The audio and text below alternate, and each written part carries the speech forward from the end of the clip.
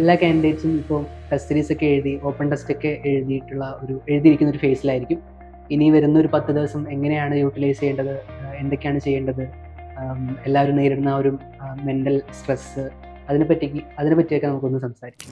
So നമ്മളിപ്പോൾ ഈ ഒരു ഫേസിൽ കുറച്ച് കൺഫ്യൂഷനൊക്കെ കാണുമല്ലോ, അല്ലെങ്കിൽ ഭയങ്കര ഓവർവെൽഡ് ആയിരിക്കും. കുറേ കാര്യങ്ങൾ പഠിക്കാനുണ്ട്, അപ്പോൾ ഒത്തിരി പഠിക്കാനുള്ള ഒരു ത്വരയും എല്ലാം കൂടി ഒരു മിക്സ് ചെയ്തൊരു സിറ്റുവേഷൻ ആയിരിക്കും. അപ്പോൾ കണ്ടന്റ് സൈഡിൽ, പ്രിപ്പറേഷൻ സൈഡിൽ നമ്മൾ എന്തൊക്കെയാണ് ഈ ഒരു 10 ദിവസം ചെയ്യുന്നത്? ഒരു പ്രധാനപ്പെട്ട കാര്യം, നമ്മൾ ഓൾറെഡി പ്രിപ്പയർഡ് ആണെന്നുള്ളൊരു തോട്ട് എല്ലാ കാൻഡിഡേറ്റ്സിനും മനസ്സിലുണ്ടാവണം. അതായത് നമ്മളിപ്പം ഒരു വർഷമായിട്ട് അല്ലെങ്കിൽ അതിൽ കൂടുതലായിട്ട് നമ്മൾ പ്രിപ്പയർ ചെയ്തുകൊണ്ടിരിക്കുകയാണ്. അപ്പോൾ ആ ഒരു അക്യുമുലേറ്റഡ് നോളജ് നമ്മുടെ കയ്യിൽ എപ്പോഴും ഉണ്ടാവും, നമ്മുടെ മനസ്സിൽ, നമ്മുടെ ബ്രെയിനിലുണ്ടാവും. അപ്പോൾ അത് നിങ്ങൾ എന്തായാലും ഹെൽപ്പ് ചെയ്യും. ആ ഒരു കാര്യം എപ്പോഴും ഓർമ്മ വെക്കണം.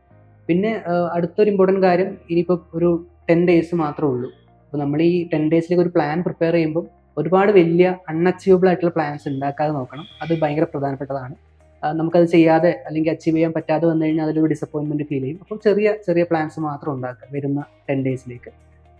അപ്പം ആ പ്ലാൻസിൽ ഉണ്ടാവേണ്ട ഒന്നാമത്തെ ഇമ്പോർട്ടൻ്റ് ആയിട്ടുള്ള കാര്യം, നമ്മൾ ചെറിയ നോളജ് ഗ്യാപ്സ് ഫില്ല് ചെയ്യേണ്ടതാണ്.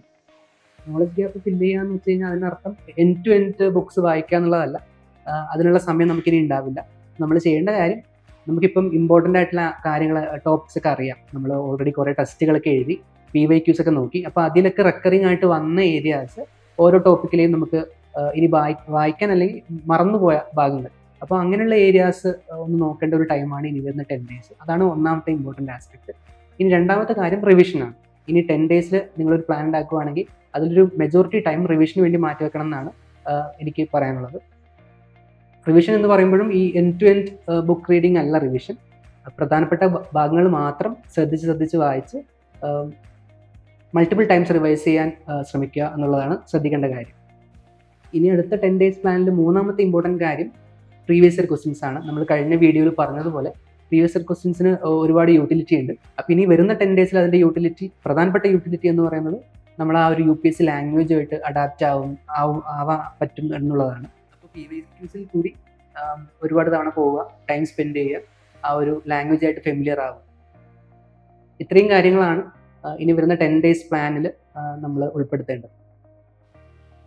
അതായത് സാർ, നമ്മൾ ഇപ്പം സംസാരിച്ചത് ഇതിൻ്റെ ഒരു കണ്ടന്റ് സൈഡാണ്. ഇനി വരുന്ന 10 ഡേയ്സ് കണ്ടന്റ് വൈസ് നമ്മൾ എങ്ങനെയാണ് ശ്രദ്ധിക്കേണ്ടത്, എന്തൊക്കെയാണ് ശ്രദ്ധിക്കേണ്ടത് എന്നുള്ളതാണ്. പക്ഷെ എനിക്ക് തോന്നുന്നു അതിനേക്കാൾ ഇമ്പോർട്ടൻ്റ് ആയിട്ട് അതിലൊരു മെൻറ്റാലിറ്റി സൈഡ് കൂടി വരും. ഒരു നല്ല മെൻ്റൽ സ്ട്രെസ് ഇപ്പോൾ കാൻഡിഡേറ്റ്സ് ഫേസ് ചെയ്യുന്നുണ്ടാവും. അപ്പം ആ ഒരു മെൻ്റൽ സ്ട്രെസ് നമ്മൾ എങ്ങനെയാണ് ഈ 10 ഡേയ്സ് മാനേജ് ചെയ്യേണ്ടത്? ഈ ഒരു ടൈമിൽ നമുക്ക് ഒരുപാട് ചിന്തകൾ ഇങ്ങനെ വരും. അതായത് കുറച്ചും കൂടെ നേരത്തെ പ്രിലിംസിന് പഠിച്ചു തുടങ്ങാമായിരുന്നു, അല്ലെങ്കിൽ കുറച്ചും കൂടെ നന്നായിട്ട് പഠിക്കാമായിരുന്നു, അല്ലെങ്കിൽ പ്രിലിംസ് ഒരു 1-2 വീക്ക് മാറ്റി വെച്ചിരുന്നെങ്കിൽ കൊള്ളായിരുന്നു എന്നൊക്കെ. ഇപ്പോൾ ഒരു കാര്യം മനസ്സിലാക്കേണ്ടത്, ഇത് ഒരു യൂണിവേഴ്സൽ ആയിട്ടുള്ളൊരു തോട്ട്സ് ആണ്. എല്ലാവർക്കും തന്നെ, പ്രിലിംസിന് വേണ്ടി പ്രിപ്പയർ ചെയ്യുന്ന എല്ലാവർക്കും തന്നെ ഇങ്ങനത്തെ പല ചിന്തകളും വരും. പലപ്പോഴും ഇതൊരു നമ്മുടെ ഒരു തോട്ടാണ്. ഫോർ എക്സാമ്പിൾ, ഇപ്പോൾ നമ്മൾ ഒരു മാസം മുന്നേ പഠിച്ചു തുടങ്ങിയിരുന്നെങ്കിലും ഇതേ ചിന്ത തന്നെ നമുക്ക് വീണ്ടും വരും. കുറച്ചുകൂടെ നേരത്തെ പഠിക്കാമായിരുന്നു, കുറച്ചുകൂടെ നന്നായി പഠിക്കാമായിരുന്നു. അപ്പം ഇത് യൂണിവേഴ്സലാണെന്ന് മനസ്സിലാക്കുക, 1. 2, നമ്മളുടെ എല്ലാവരുടെയും പ്രിപ്പറേഷന് ചെറിയ ഇംപെർഫെക്ഷൻസ് ഉണ്ടായിരിക്കും. നമ്മളാരും വളരെ പെർഫെക്റ്റ് ആയിട്ട് പഠിച്ചവർ വളരെ റെയർ ആയിരിക്കും. അപ്പം അതും മനസ്സിലാക്കാം. പക്ഷെ നമ്മൾക്ക് ഉള്ളിൽ ഉണ്ടായിരിക്കേണ്ട ഒരു മെൻറ്റാലിറ്റി എന്ന് പറഞ്ഞു കഴിഞ്ഞാൽ, ഇംപെർഫെക്ഷൻ ഉണ്ടെങ്കിൽ കൂടി എനിക്ക് ഈ ഒരു എക്സാമിനേഷൻ ക്ലിയർ ചെയ്യാനുള്ള നോളേജും സ്കില്ലും ഉണ്ട് എന്ന് നമ്മൾ വിശ്വസിക്കും. നമ്മുടെ ഒരു തോട്ട് എങ്ങനെയായിരിക്കണം എന്ന് പറഞ്ഞാൽ, ഇതുണ്ട് എന്നുള്ള വിശ്വാസത്തിൻ്റെ പുറത്ത് നമ്മളോട് തന്നെ പറയാം, ഇനിയുള്ള ദിവസം ഞാൻ നന്നായിട്ട് പഠിക്കും, ആൻഡ് ആ പരീക്ഷ ദിവസം ഞാൻ എൻ്റെ ബെസ്റ്റ് എഫേർട്ട് കൊടുത്തു കഴിഞ്ഞാൽ എനിക്ക് ഈ എക്സാമിനേഷൻ ക്ലിയർ ചെയ്യാൻ പറ്റുമെന്നൊരു വിശ്വാസത്തിലാണ് ഈ ഒരു ദിവസങ്ങൾ നമ്മൾ മുന്നോട്ട് പോകേണ്ടത്. ഈ ഒരു കോൺഫിഡൻസ് ഇല്ലെങ്കിൽ നമുക്ക് ഒരുപാട് സ്ട്രെസ് വരികയും നമ്മുടെ പ്രിപ്പറേഷനെ അഫക്റ്റ് ചെയ്യും, ഫൈനലി നമ്മുടെ എക്സാമിനെ അഫക്റ്റ് ചെയ്യും. അപ്പോൾ ഈ ഒരു വിശ്വാസത്തോട് തന്നെ മുന്നോട്ട് പോകാം. സാർ, അതിനോടൊപ്പം തന്നെ ഇമ്പോർട്ടൻ്റ് ആയിട്ടുള്ള ഒരു കാര്യമാണ് ഈ സ്ലീപ്പിംഗ് പാറ്റേൺ. അതെ, ഫിസിക്കൽ ആയിട്ടുള്ള കുറച്ച് ഫാക്ടേഴ്സ് ഉണ്ട്. അതെ, സ്ലീപ്പിംഗ് പാറ്റേൺ എന്ന് പറയുമ്പോൾ നമ്മൾ ഇപ്പോൾ പലരുടെയും സ്ലീപ്പിംഗ് പാറ്റേൺ ഡിഫറെൻ്റ് ആയിരിക്കും. മിക്ക ആൾക്കാരും രാത്രി വരെ ലേറ്റ് ആയിട്ടിരുന്ന് പഠിച്ച് രാവിലെ എണീക്കാൻ ലേറ്റ് ആവുന്ന ആൾക്കാരൊക്കെ ഉണ്ടാവും. അങ്ങനെ ഒരു പാറ്റേൺ ആയിരിക്കും ഇപ്പോൾ ഫോളോ ചെയ്യുന്നത്. അപ്പം നമ്മൾ എക്സാമിനോട് എടുക്കുമ്പം ആ ഒരു പാറ്റേൺ മാറിയിട്ട് എക്സാമിന് സൗകര്യമുള്ള പോലെ ഒരു പാറ്റേൺ ഫോളോ ചെയ്യുന്നത് നല്ലതായിരിക്കും. അപ്പോൾ അതിന് ഇപ്പം തന്നെ വരുന്ന ഒരു 10 ഡേയ്സ് തന്നെ നിങ്ങൾ അതിനനുസരിച്ചുള്ള ഒരു മാറ്റങ്ങൾ സ്ലീപ്പിംഗ് പാറ്റേൺസിൽ കൊണ്ടുവരിക, കുറച്ച് നേരത്തെ കിടന്നുറങ്ങാൻ ശ്രദ്ധിക്കുക, നേരത്തെ എണീക്കാൻ ശ്രദ്ധിക്കുക. അപ്പം അങ്ങനെയുള്ള കാര്യങ്ങൾ കൂടി ശ്രദ്ധിക്കണം. അതുപോലെ തന്നെയാണ് ഫിസിക്കൽ ആക്ടിവിറ്റീസ്. ഇപ്പം ജിമ്മിൽ പോകുന്ന ആൾക്കാർ അല്ലെങ്കിൽ ഫുട്ബോൾ കളിക്കുന്ന ആൾക്കാരൊക്കെ ഒന്ന് ശ്രദ്ധിച്ചും കണ്ടൊക്കെ ഇഞ്ചുറീസ് ഒന്നും വരുത്താതെ ശ്രദ്ധിച്ച് വരുന്ന 10 days മാനേജ് ചെയ്യാൻ നോക്കണം. അതുപോലെ തന്നെ ഇമ്പോർട്ടൻ്റ് ആയിട്ടുള്ളൊരു കാര്യമാണ് ഫുഡും വാട്ടറും ഒക്കെ. നമുക്ക് ഏറ്റവും സേഫ് ആണെന്ന് ഉറപ്പുള്ള സ്ഥലത്തു നിന്ന് മാത്രം ഫുഡ് കഴിക്കാം, വലിയ പരീക്ഷണങ്ങൾക്കൊന്നും പോകാതിരിക്കാം. വെള്ളത്തിൻ്റെ കാര്യമാണെങ്കിലും ഈ ഒരു കാര്യം ശ്രദ്ധിക്കും. ഓക്കെ, കാരണം നമുക്ക് ഫുഡ് പോയ്സണൊക്കെ അടിച്ചു കഴിഞ്ഞാൽ 1-2 ദിവസം നമ്മുടെ നഷ്ടപ്പെടും. അതുപോലെ നമുക്ക് ചെയ്യാൻ പറ്റുന്ന വേറൊരു കാര്യമാണ് നമ്മുടെ എക്സാമിനേഷൻ്റെ ടൈമിംഗ് എന്ന് പറഞ്ഞാൽ 9:30, 11:30, അതുപോലെ 2:30, 4:30 ആണ്. അപ്പോൾ ഈ ഒരു സമയത്ത് ഈ ഒരു 2 hours കണ്ടിന്യൂസ്ലി നമ്മൾ വളരെയധികം നമ്മുടെ ബ്രെയിൻ യൂസ് ചെയ്യേണ്ടതാണ് എക്സാം ഡേയിൽ. അപ്പോൾ അതിനുവേണ്ടി നമുക്ക് പ്രിപ്പയർ ചെയ്യാം, നമ്മളെ തന്നെ നമുക്ക് പ്രിപ്പയർ ചെയ്യാം. അപ്പോൾ അതിനുവേണ്ടി നമ്മൾ ഈ ഒരു സമയത്ത് ഒന്നെങ്കിൽ നല്ല ഇൻറ്റൻസ് ആയിട്ടിരുന്ന് പഠിക്കുക, അല്ലെങ്കിൽ ഏതെങ്കിലും ടെസ്റ്റ് ചെയ്യുകയൊക്കെ ചെയ്യും. മാക്സിമം ബ്രേക്ക് കുറച്ച് അങ്ങനെ ചെയ്ത് കഴിഞ്ഞാൽ എക്സാം ഡേയിൽ നമുക്ക് കുറച്ചും കൂടെ കംഫർട്ടബിൾ ആയിരിക്കും.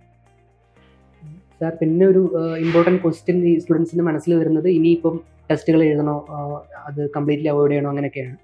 ശരിക്കും ഒരു നീഡ് ബേസ്ഡ് ആയിട്ടാണ് അത് അപ്രോച്ച് ചെയ്യേണ്ടത്. ടെസ്റ്റുകൾ എഴുതുന്നത് നല്ലത് തന്നെയാണ്. നമ്മൾ ഓൾറെഡി എടുത്ത ടെസ്റ്റുകൾ കൂടി ഒന്ന് പാസ് ചെയ്ത് പോവുക. നമ്മൾ വരുത്തിയ മിസ്റ്റേക്സുകൾ അവോയ്ഡ് ചെയ്യാൻ, അതായത് അവോയ്ഡബിൾ ആയിട്ടുള്ള കുറച്ച് മിസ്റ്റേക്സ് ഉണ്ടാവും. അപ്പോൾ ആ ഒരു മിസ്റ്റേക്സ് റെക്ടിഫൈ ചെയ്യാൻ വേണ്ടിയിട്ട് നമുക്ക് ആ ഒരു ക്വസ്റ്റ്യൻ പ്രാക്ടീസിങ് എന്നുള്ളൊരു ടൂൾ യൂസ് ചെയ്യാൻ പറ്റും ഇനി ഉള്ള ദിവസങ്ങളിൽ പോലും. അപ്പം കംപ്ലീറ്റ്ലി അത് അവോയ്ഡ് ചെയ്യേണ്ട കാര്യം അങ്ങനെയൊന്നുമില്ല. പക്ഷേ പ്രാക്ടീസ് ടെസ്റ്റുകൾ ചെയ്യുമ്പോൾ ഒരു കാര്യം നമ്മൾ ശ്രദ്ധിക്കേണ്ടത്, അതിൻ്റെ മാർക്കിനെ പറ്റിയൊന്നും നമ്മൾ ഇനിയും അറിയേണ്ട. നമുക്ക് എത്ര മാർക്ക് കിട്ടുന്നു എന്നുള്ളതൊന്നും നമ്മുടെ പ്രിപ്പറേഷൻ്റെ ഒരു ഒരു ബെഞ്ച് മാർക്കല്ല. നമ്മൾ ജസ്റ്റ് മിസ്റ്റേക്കുകൾ ഒഴിവാക്കാൻ വേണ്ടി ആ ഒരു പ്രോസസ്സിൽ ഒരു കുറച്ചുകൂടെ ഒന്ന് കംഫർട്ടബിൾ ആകാനും ഫെമിലിയർ ആകാൻ വേണ്ടി മാത്രം ചെയ്യുന്ന എന്നുള്ള രീതിയിൽ ആണ് പ്രാക്ടീസ് ടെസ്റ്റുകൾ ഇനി ചെയ്യേണ്ടത്. നമ്മൾ ഓൾറെഡി ഇപ്പം കണ്ടന്റ് സൈഡിൽ എങ്ങനെ വർക്ക് ചെയ്യണം എന്നുള്ളൊരു പ്ലാൻ പറഞ്ഞു. അതുപോലെ തന്നെ മെൻറ്റാലിറ്റി എങ്ങനെ ആയിരിക്കണം എന്നുള്ളൊരു കാര്യം ഡിസ്കസ് ചെയ്തു. ഫിസിക്കൽ ആക്ടിവിറ്റീസിനെ പറ്റി സംസാരിച്ചു, സ്ലീപ്പിംഗ് പാറ്റേണിനെ പറ്റി സംസാരിച്ചു. നമ്മൾ എന്തെങ്കിലും വിട്ടുപോയോ? ഇമ്പോർട്ടൻ്റ് നമ്മൾ വലിയ പ്ലാനുകളാണ് പറഞ്ഞത്. പക്ഷെ എന്നിരുന്നാലും ശ്രദ്ധിക്കേണ്ട ഒരു കാര്യം എന്ന് പറഞ്ഞു കഴിഞ്ഞാൽ, ഈ പ്ലാനുകളൊന്നും ചിലപ്പം 100% ഇതുപോലെ നടക്കില്ല. നമ്മൾ ഏതെങ്കിലും ഒരു ദിവസം നമ്മൾ വിചാരിച്ച പോലെ പഠിക്കാൻ പറ്റാതെ പോകാം, അല്ലെങ്കിൽ നമുക്ക് ഒരു ദിവസം ഭയങ്കരമായിട്ട് സ്ട്രെസ് അടിച്ച് ഒട്ടും പഠിക്കാതെ പറ്റാതെ പോകാം, അല്ലെങ്കിൽ നമുക്ക് എന്തെങ്കിലും ഫുഡിലോ സ്ലീപ്പിംഗ് പാറ്റേണിലോ ഒക്കെ എന്തെങ്കിലും ഇഷ്യൂസ് വരാം. ഓക്കെ, അപ്പം ഒരു കാര്യം മനസ്സിലാക്കുക, ഇങ്ങനത്തെ ഇഷ്യൂസ് വരാനുള്ള ചാൻസും കൂടെ ഉണ്ട്.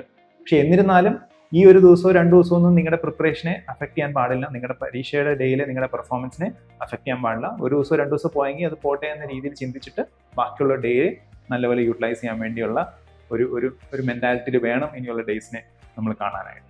അപ്പം ഈ ഒരു കോൺഫിഡൻസ്, അത് ഇതുവരെയുള്ള എൻ്റെ പ്രിപ്പറേഷനും ഇനി ഉള്ള ഈ ഒരു ലൈറ്റ് പ്രിപ്പറേഷൻ പ്ലസ് എക്സാം ഡേയിൽ ഞാൻ നല്ലപോലെ ചെയ്ത് കഴിഞ്ഞ് കഴിഞ്ഞാൽ എനിക്ക് ക്ലിയർ ചെയ്യാൻ പറ്റും എന്നുള്ളൊരു കോൺഫിഡൻസ് ആണ് ഇനിയുള്ള ഡേയിലെ ഏറ്റവും ഇമ്പോർട്ടൻ്റ് ആയിട്ടുള്ള കാര്യം എന്ന് പറയുന്നത്. അപ്പോൾ ആ ഒരു കോൺഫിഡൻസോട് കൂടെ തന്നെ മുന്നോട്ട് പോകാം. Come and join iLearn IAS and feel the difference.